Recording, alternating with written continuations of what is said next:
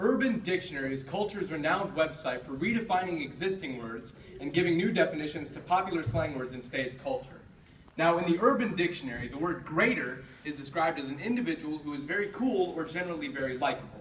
However, in the Real Dictionary, the word greater is described as of an extent, amount, or intensity considerably above the normal or average. Now, the problem with our culture's definition of the word greater is that it's become watered down by things like popularity, lust, and greed. Today I'm here to tell you about somebody who is truly great, truly cool, and the things in your life he's greater than. He's a man that we're awfully familiar with, and his name is Jesus. Let's go ahead and read in John chapter 5 and verse 5.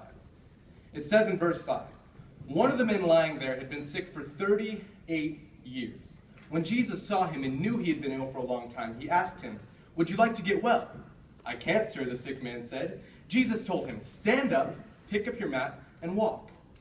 Instantly, the man was healed.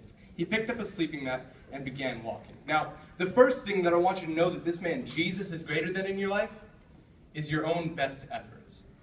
In this passage we just read, we see a man that's sick and weak. He has very little strength. And then Jesus comes in and does something that he had been trying to do on his own for 38 years, and instantly he's healed. Here's what I see. Some of us feel sort of an emotional lameness, where we feel stuck, like you can't walk. And that makes you try to find a way to get away from all the pain. And that brings you to some sort of an addiction, whether it be to drugs or alcohol or food or pornography. But whatever it is, in those things, you're trying to fix your problems through your own efforts. In this passage, Jesus asks this weird question. He says, "Do you want to be healed?" Sort of absurd, right? But I think I know why he asks it. Because there are people who, even if given an opportunity for healing, are going to choose to remain sick. Because healing's not comfortable, is it? In Matthew 12, we see a man that has to stretch out his arm before he can receive the comfort he's looking for. He has to get a little uncomfortable before he can receive his ultimate comfort. Amen. I don't think Jesus was comfortable carrying his cross. Pain is temporary. Growth is forever. Now, the next thing I want you to know that this man Jesus is greater than in your life is your fears. Let's go ahead and read in Matthew chapter 14 and verse 30. Where I'm about to read picks up where Peter has stepped out of the boat amongst the waves to meet with Jesus. It says in verse 30, "But when Peter saw the wind, he was afraid, and beginning to sink, cried out, 'Lord, save me.' Immediately Jesus reached out his hand and caught him. He said, 'You have little faith. Why did you doubt?'"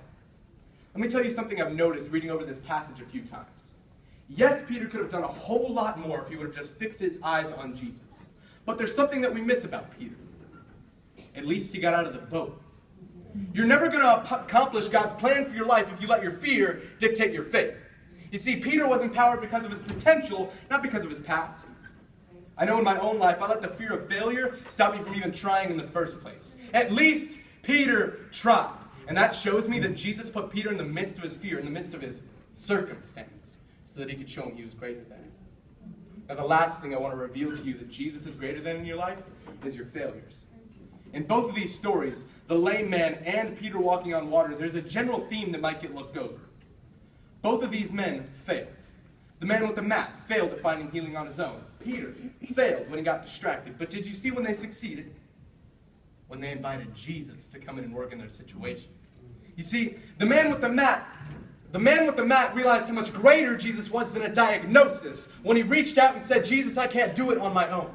And Peter realized how much greater Jesus was than the power of distraction and temptation when he finally reached out his hand and said, "I'm going to do nothing but sink without you, Jesus." It wasn't until they publicly failed that they found the healing and comfort they were looking for. When was the last time we were brutally honest with ourselves about how broken we really are? It wasn't until I stopped trying to fight my sin on my own that I realized Jesus was greater than my vanity and my pride and my sexual impurity and my hatred and my anger. If he's greater than my mess I call a life, he's greater than yours too.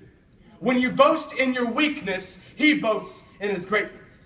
So today, let's gather our shattered pieces together and bring them to someone who's greater. Thank you.